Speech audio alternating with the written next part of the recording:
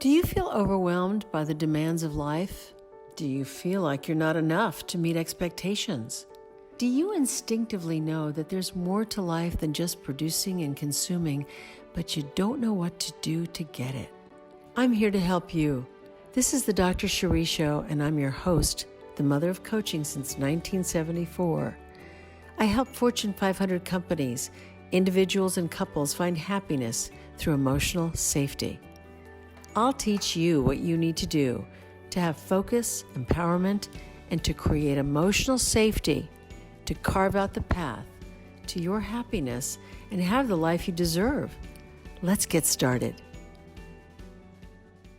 Hi, this is Dr. Chérie, and tonight, whatever time zone you're in, I'm doing Living Life as a Coach, and I want you to join me in welcoming Vicki Escuede as my guest tonight.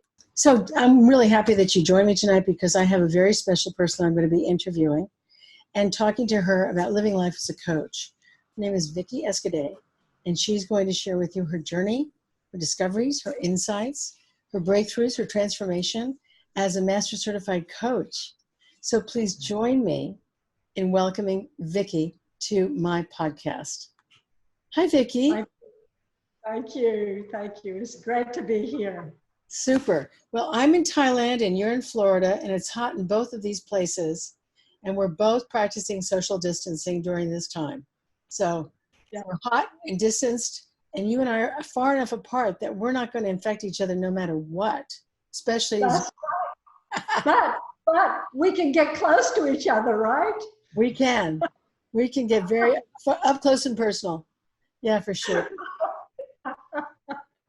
So let's start out with your life as a child and growing up and how it was for you, because I suspect that you didn't pop out of the womb ready to be a coach.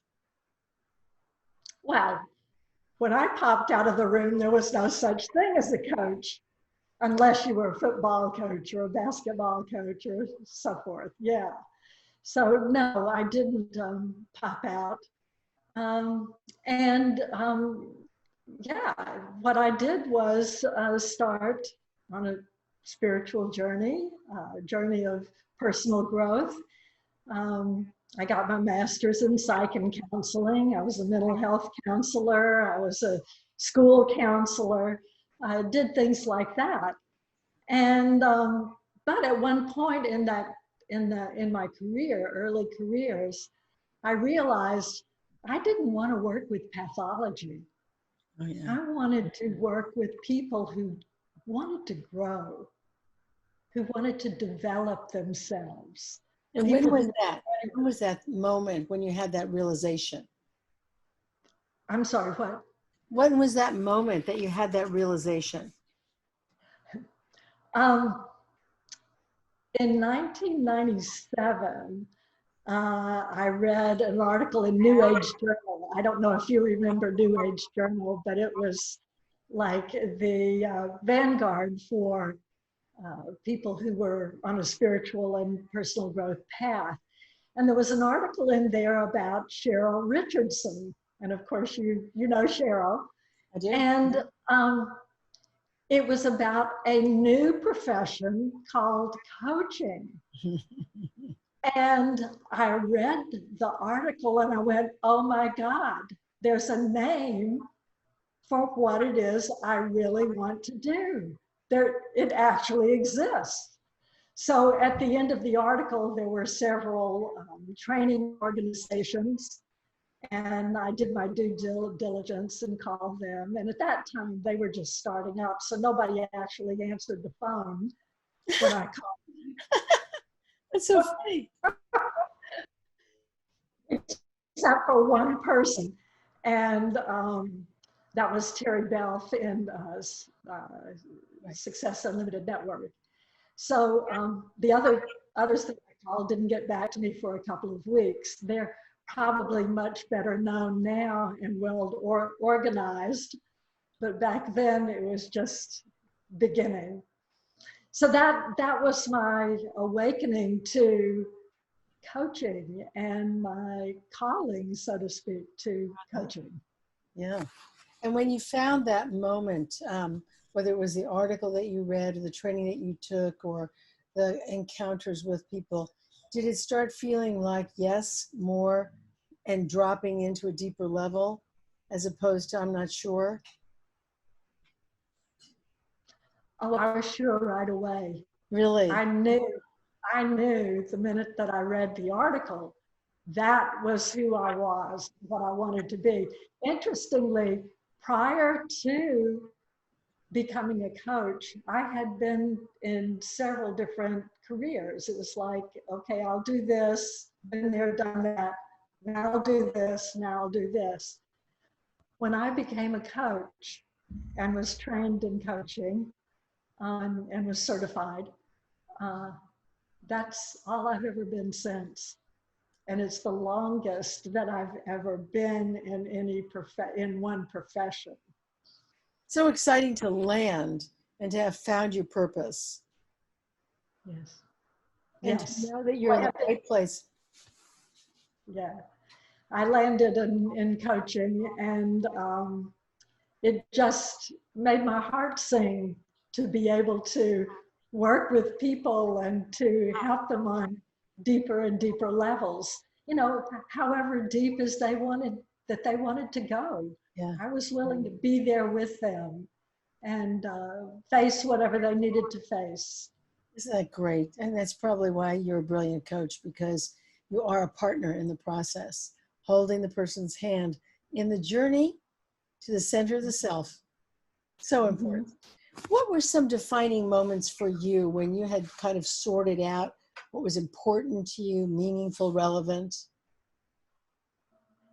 Well, actually reading that article and having that shift in you know, understanding that there was developing this profession that would feed the desire that I had, that was a defining moment for me. I know that throughout my coaching career, I have allowed myself to be challenged so that I had to step up more and more in various ways.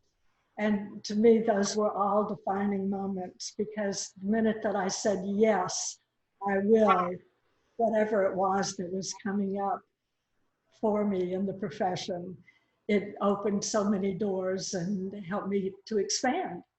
So are there any of those stories that you can share about the universe tapping you on the shoulder and asking you to step up? Yes. Well, I can go back to when I was in high school, and this informs the rest of my life. I I was a camp counselor and in drama, actually. And I fell in love with this young man at camp, my first true love. And his mother found out about it, came down and said, "No way, you stop this right now," to him. So anyway, my heart was broken because I had opened my heart so far. And it was like I said, my first love. And when that happened, I walked up into the mountains by myself, and I was devastated. And I stood there in the mountains, and all of a sudden there was a switch that flipped, and I had one of those transformational moments. I was at one with everything. Everything was a part of me, and I was a part of it. The trees, the sunlight, the leaves on the trees, the birds, butterflies. It was all just transcendent. Yeah.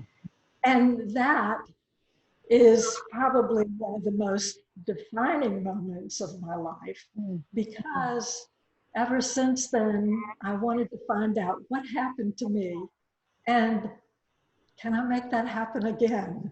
Did you find out? Did I figure it out? Yeah. Well, I think knowing and having that desire, that deep desire to be one with spirit, has taken me to that place many times, many times. Okay, so It's let me not, ask you, because here you are with a broken heart, absolutely yeah, crestfallen, and then you go walking up into the mountains, and something shifted to be able to give you this at one feeling with everything. Now, that's pretty profound. yeah, yeah. And it changed my life.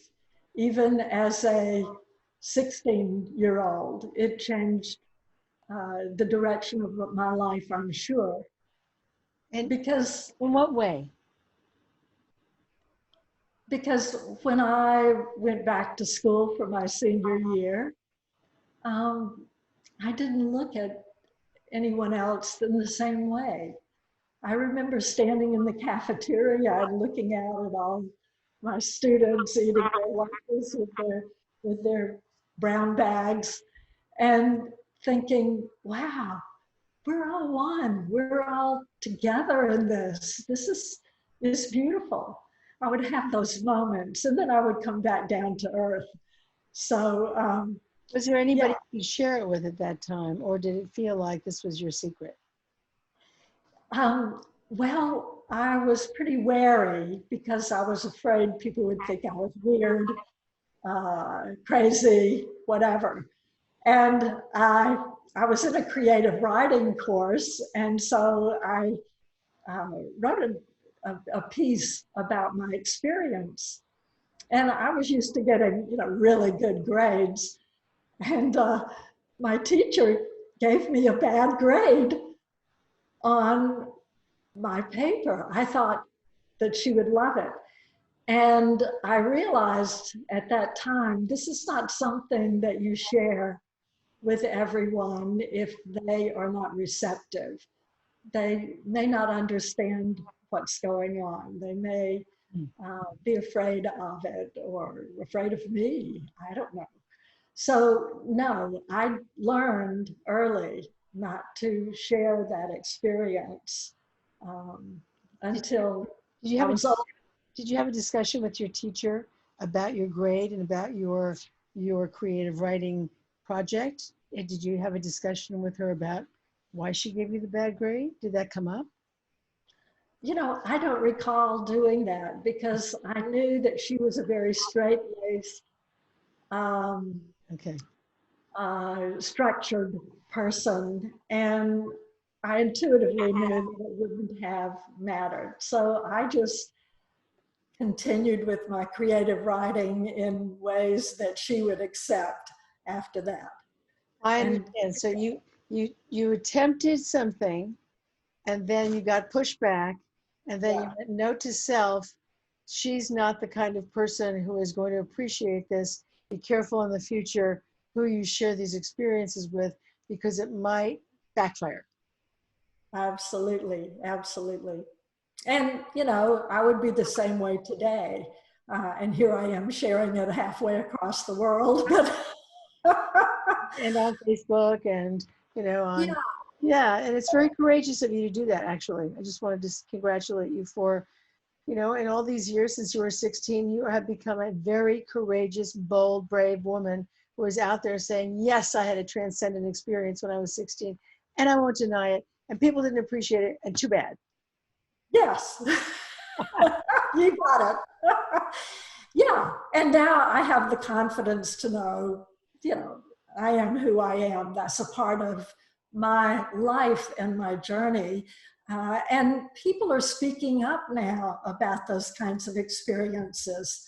I mean, in my email inbox every day, I get invitations to summits where people talk about their spiritual experiences and invite spiritual experiences. So it's not so unusual now. No, I feel, more comfortable saying that. And yeah. it's an in and out state. It's something that keeps us going during the dark times, during the times when things aren't falling into place. Definitely. So, do you have a specialty? In other words, do you coach people on their spiritual life or their path to spirituality, or does it just come up naturally? Because it seems like you're really being sought out to come out more and more about that. Is that known about you? Not necessarily among my clients, because as a coach, I coach people on where they want to go. Sure. And so, yeah, if they want to discuss their spiritual development, I'm willing to do that in whatever way whatever that means to them. I have no agenda for them that way. So no, I coach people on whatever they bring to the table, whatever their obstacles are and their challenges are. That's where we go. And I'm available if they want to talk about that. It seems that most of my coaching conversations around spirituality and personal and spiritual growth are with my colleagues, my coaching colleagues. Really? That's great. So I know we went back to the 16-year profound experience.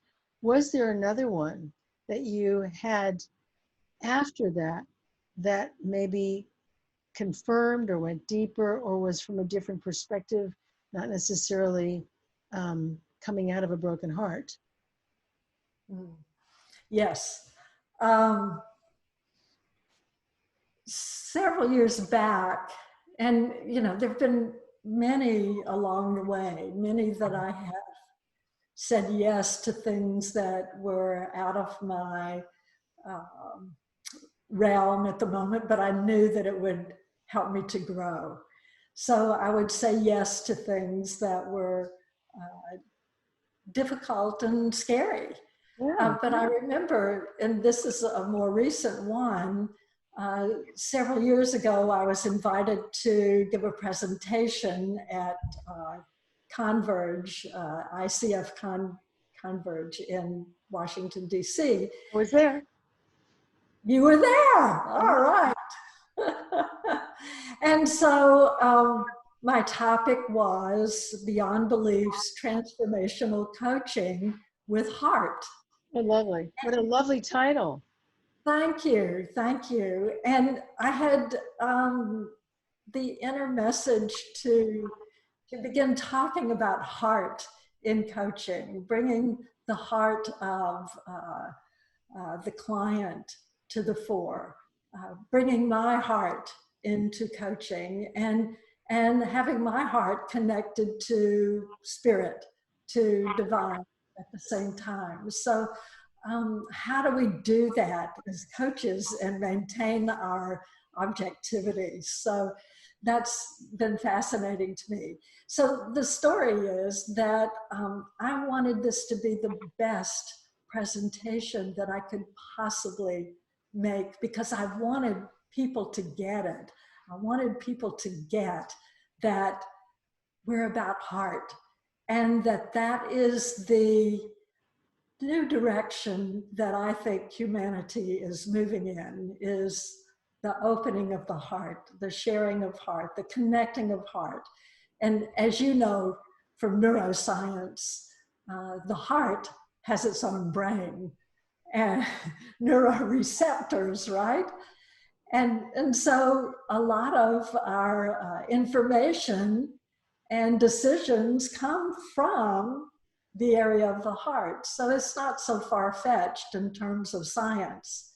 So I really wanted that to be an eye-opening experience for whoever decided to come and to my presentation. And so I wrote a book, I did an online course about it, and then I gave the presentation. And I was very nervous about it. I didn't know where this would go. I didn't know how it would be received. Talking about the heart among a lot of people who are into corporate business focus, keep it rational, that sort of thing. And so I walked into the room scared to death that, okay, if 5 or 6 people show up and most of them are my friends, that'll be the audience. And so I walked into the room, and it was right after lunch. People were eating their lunch in there so that they would have a seat in the room. Oh, great. The room filled up. People were sitting along the walls, along the sides, on the floor, and they had to turn people away. Oh, wow. I think I was one that got turned away. Pardon? I was one of the ones who got turned away. Oh my goodness. Yeah. Well, now you get to hear. You know, I love it. That's great karma. So because of the size of the room, I think maybe 400 people, that's all they could fit in there. And I was absolutely floored, absolutely validated. And I started speaking, and something just came through me, as often happens with us when we want to be in alignment with who we authentically are and with our hearts. So it was a beautiful experience. I loved every minute of it. I loved connecting with the people. I loved their responses. I loved their questions. Did you videotape it? Pardon? Did you videotape it? No. They, the ICF said that they were recording it. And after it was over, they said that their machine wasn't working, that it didn't take. Oh. So I was counting on them to record it, and it didn't happen. Bummer. That's unfortunate. Yeah. But that was a defining moment for me, because I felt like, in a way, I was going out on a limb. I was introducing something at that time that was a little bit different from the status quo in coaching. Absolutely. And the direction that coaching was going. And I saw that people wanted to connect from the heart and connect with the heart, and that that it was viable. And I was very much encouraged from that. So it was the right topic, the right time, the right audience, everything lined up for you. And Spirit did too, came through and delivered the wonderful presentation. Only sad thing is that we don't have it now to share. So have you done it again since then? Well, I have, similar, based on the same thing, same topic. I have a presentation that I have offered, and I've done it for ICF groups via Zoom, of course, around the world. I mean, I've done it for a group in Moscow, a group in Malaysia, in your part of Australasia, ICF, several ICF groups here in the US, and I will be doing it again in July for an ICF group. So yes, I have continued to share that information and that process and the presentation. Okay, so for our viewers and listeners, is there a few minutes that you could share about your very special topic about coming from the heart and connecting with the heart? I mean, I'm not asking you to do the whole presentation, of course, but if you could share a few little kernels, I think it would be really beneficial to our audience to be able to get a feel for that spiritual essence inside of you. Would you mind? No, I love it. That would be great.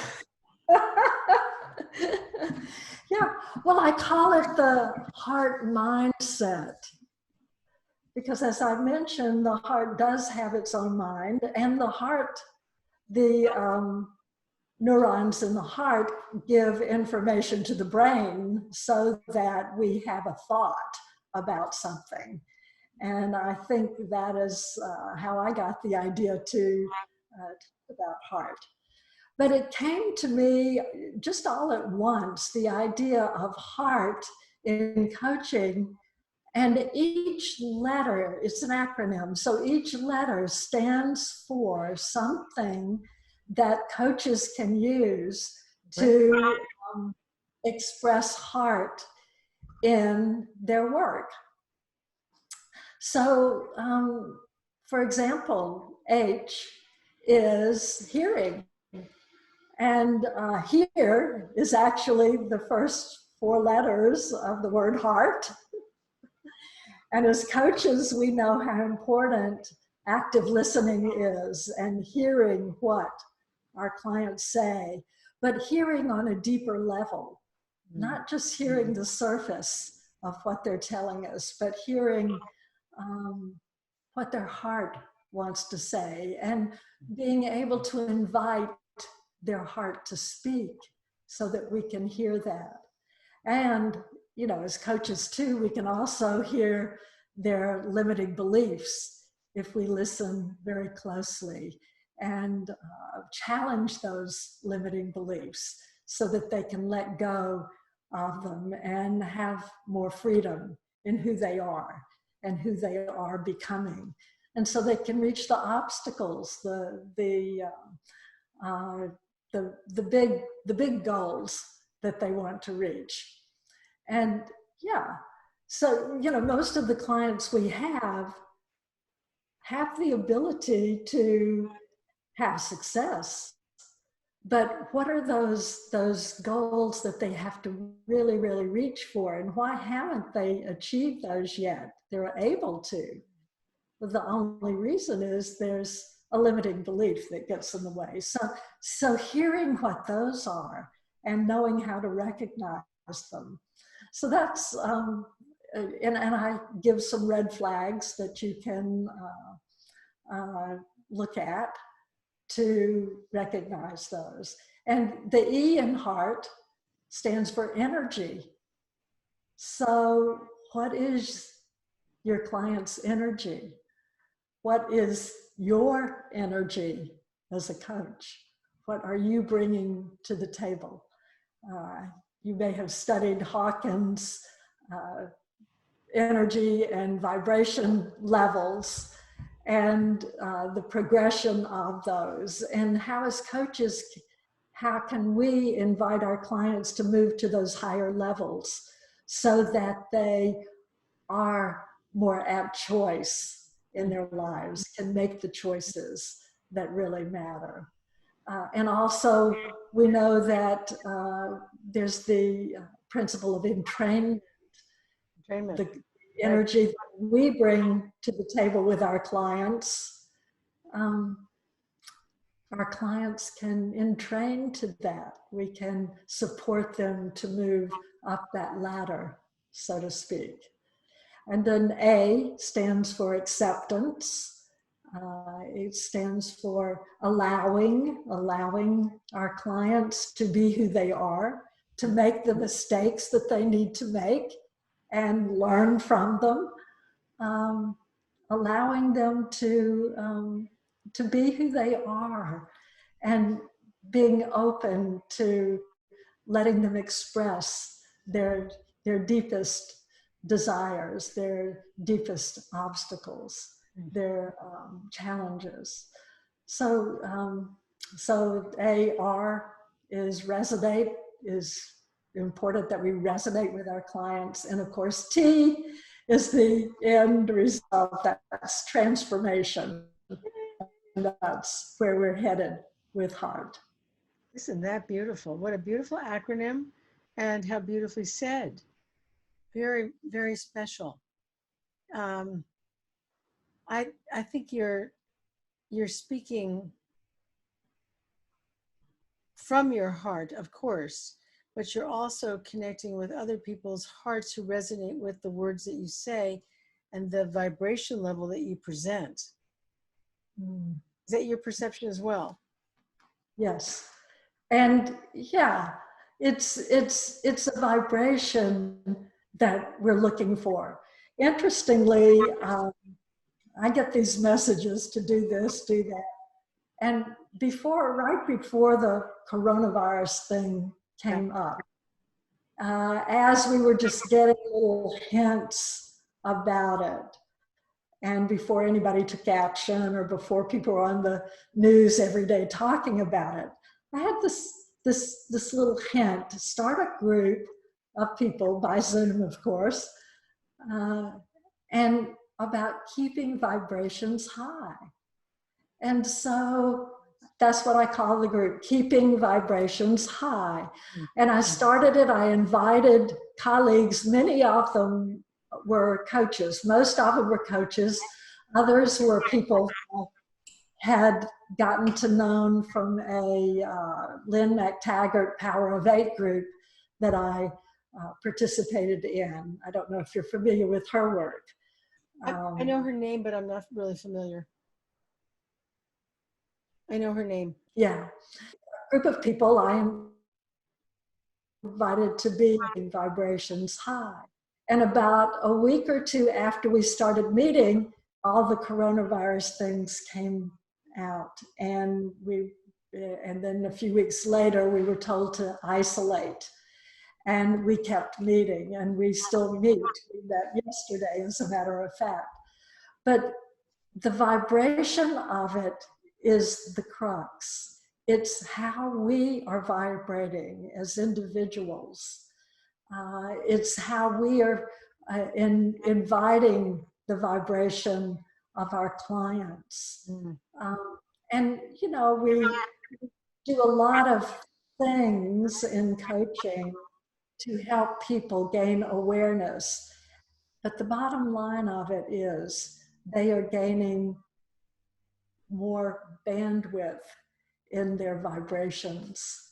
That's nice. And that leads them to the ability to be successful in whatever it is they want to be and to contribute to the vibrations as a whole of humanity.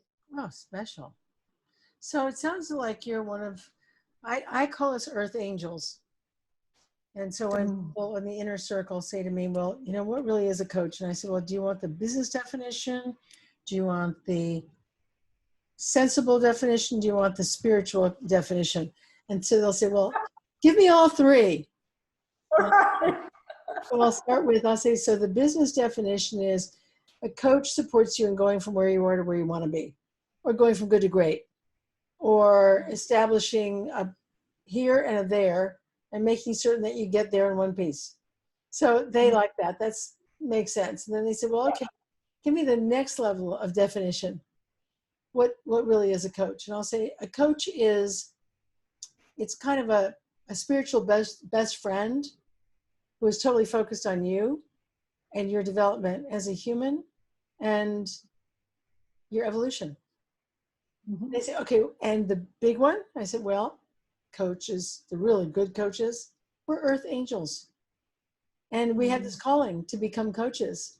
And it's because people on this plane need those of us who are connected to both planes to help them navigate through this journey on earth and to be able to help them to connect to their spiritual essence so that the transition for them is not quite as challenging or rigorous. So it's really interesting when I see people responding and then most of them say, I like the earth angel the best. And I said, well, that's our secret. Don't make that public. I love that. I love the distinction that you made. And they all three fit. And yes, you know, you asked me as we started out, do I mainly coach around spiritual things? No, I rise to what it is the client wants. Yeah. But your three levels there explains the different directions any moment in coaching can turn. And yeah, earth angels, I love that thought. I think of many coaches or what you might call light workers these days. Sure. And I, I honestly think that coaching has a higher purpose because of the time in history that it developed. As you know, and you know, I read a little bit about your bio, and you've been into this sort of thing for a very long time. 46. But yeah, so I mean, I've been around that long. It's just that I didn't know about coaching until the 90s. Well, But I got clear messages to coach. And I had a person who said to me one day, you know, can you ask me some questions? And I said, yeah, but you got to be clear. I don't really know anything. He said, that's great. That'll be helpful. He was my first client. So when wow. I realized the results that could be produced when you know nothing, I said, there's something to this. And then he started telling people about the woman in San Francisco who asked the wonderful questions. Wow. And it started lining up. Yes. That's terrific. Yes, there were people doing that, but and how wonderful that you know followed your instincts and your intuition to begin doing that as early as you did. I was actually introduced in my 20s. I had a woman that I called her my guru. And that's the approach she had with me. Yeah. She would, and she was a very spiritual person, but she would she would ask me all kinds of questions, and that's how we interacted. Was she would ask questions, and then I would have to dig deep and answer. So I did have a prototype of someone who did that. It's just that it wasn't called a profession back then. So yeah. I said to myself, I said, one day this is going to be a profession because this is so powerful. I'm not going to be the one to do all the groundwork and all the administrative, because I looked into and I did research about how do you start a profession. And it was way too much for me and not a match for my learning style or my Myers-Briggs at all. So I said, well, I'll let the person who's supposed to start this profession do that. And I'll just keep on coaching and training coaches in San Francisco. And, you know, someday we'll figure it all out. But yeah, I started in 1974 and it was a clear message. I mean, I could not deny it. My father said, you can't help them find answers that they already know. I said, well, that's the message. He said, no, you got to tell people something different, something they don't know. And I said, well, I'm here to help them cut through the confusion, doubt, uncertainty, and fear and connect with true essential self and to listen and trust their spiritual DNA and align with their path. That's what I'm here to do. And he looked at me like I had lost my mind. You were a few decades ahead of yourself, you know? That's beautiful. And, you know, it took you and others who were beginning to interact in that kind of way to build the momentum so that somebody with the organizational skills would come up and say, hey, let's make this a profession. Right. Like, this is too valuable. We can't let just this float by the wayside. Yeah, you're absolutely right. I think it's like the 100th monkey. You know, finally somebody, hey, we got to pay attention here. Something great's happening. Really, really. So yeah, but I truly think that it began to blossom into a profession at this time in history because humanity was ready for it and humanity needed the kind of support that coaching offers. Like I said, part of this, the only similar professions were like therapy, counseling, where something was perceived as, you know, off kilter. But what about people who were already successful or who already were on that growth path that just wanted an earth angel to talk to, you know? and so, you know, coaching began to build late 90s, early 2000s. And I think that humanity needed that at that time. You know, people told me when I started into coaching, you're crazy. It'll never last. It's a flash in the pan. Nobody is going to support that. You need to have another career. You need to go back to doing something else. I got that constantly. And if I did not intuitively feel that this was the right thing, I got so much flack from people for being a coach that I would have caved. But I knew that it fed my soul, and So, I had to keep going. now how do you train coaches also, or is it mostly coaching? Yes, no, I've trained coaches. Uh, I trained coaches for University of Texas, Dallas, their master's program. I trained coaches for Success Unlimited Network.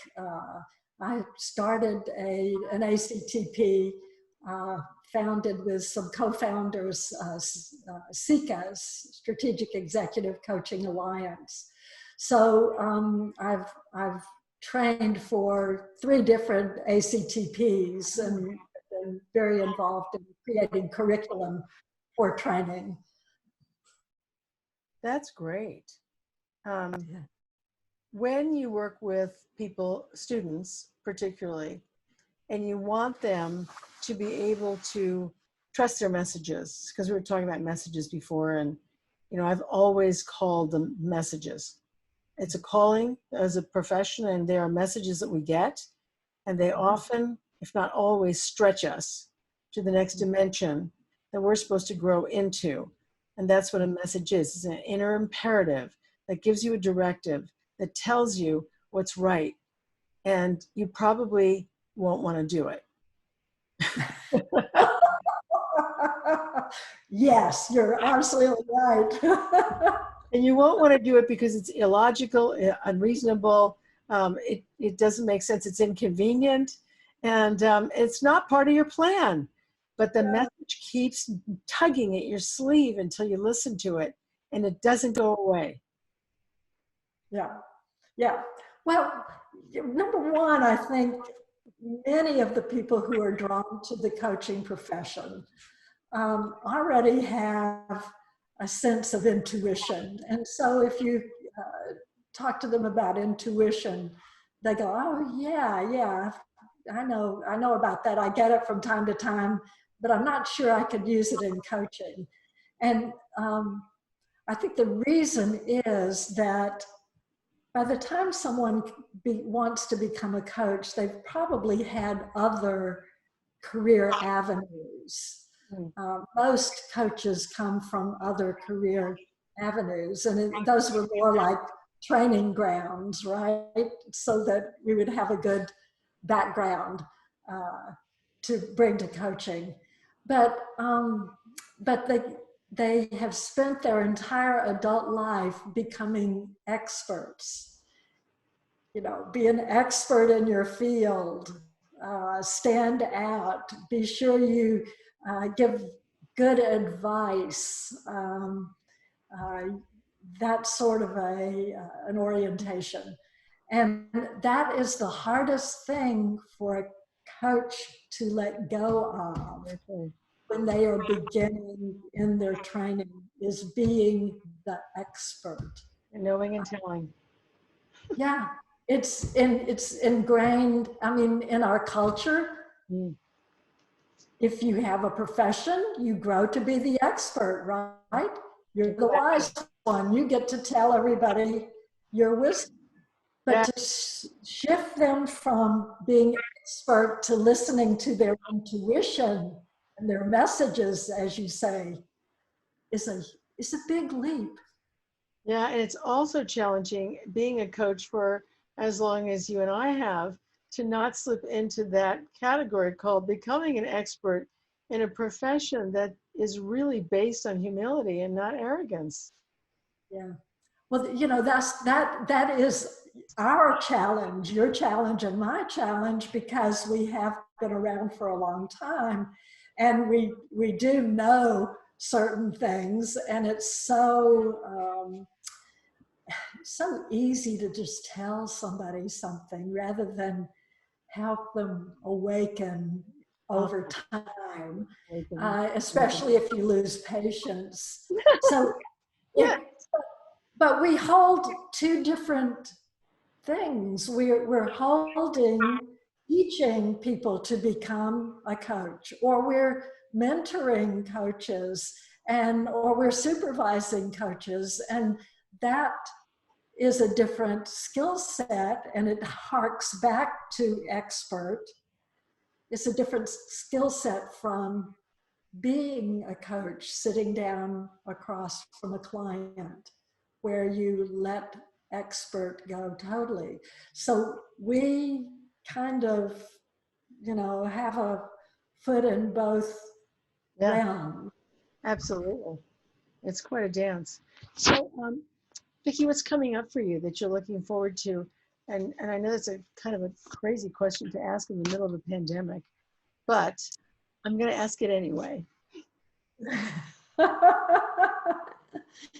Oh gosh, you know, this isolation has been wonderful for me to give me time to spend looking inward even more, and connecting with spirit more and more, and you know, just staying in that space of being.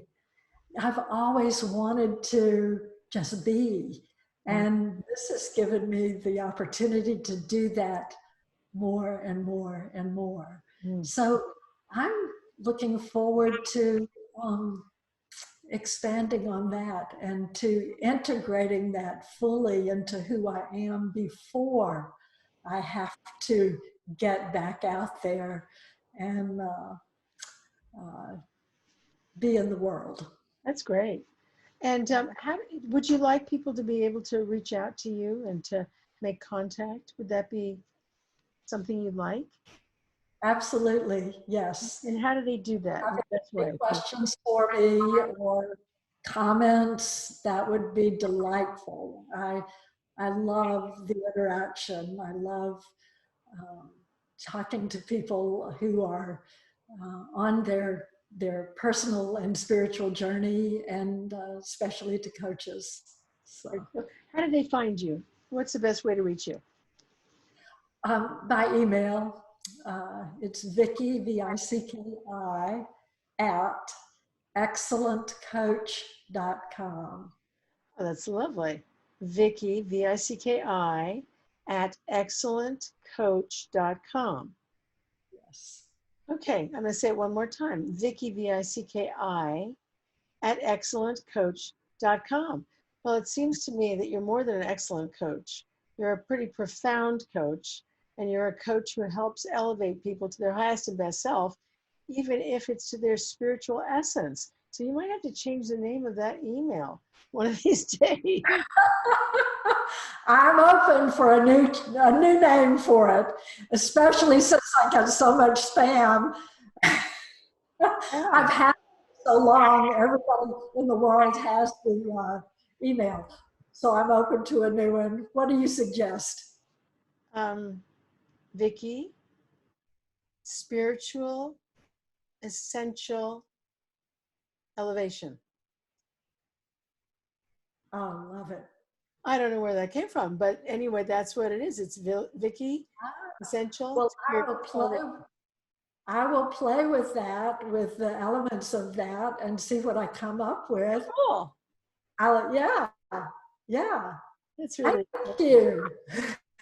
Yeah, it just seems to be. That's a big gift, and all of a sudden I'm thinking it's time for a new email for me. Well, because also, you know, excellent coach doesn't quite nail what you're doing. I mean, yes, you are, but it's like, you know, you have a you have a car that's a Maserati, and you're saying VickiCar.com. You know, it's so I think it's time to be able to take that next leap forward and declare, you know, or it could be, yeah, let's leave it at that. Okay. So what I want to say is I want to say that it's been a pleasure having you on my show. It's really a delight to know you and to be able to share you with the people who follow me and tune into what we're up to. So thank you for doing the work that you're doing. Thank you so much for all of our listeners and viewers out there who are gifted because you've chosen to align and to follow your passion, your purpose, and your power. So thank you for joining us and be good to yourselves. This is Dr. Chérie signing off today. Thanks so much for joining me, and we'll see you again very soon. Bye.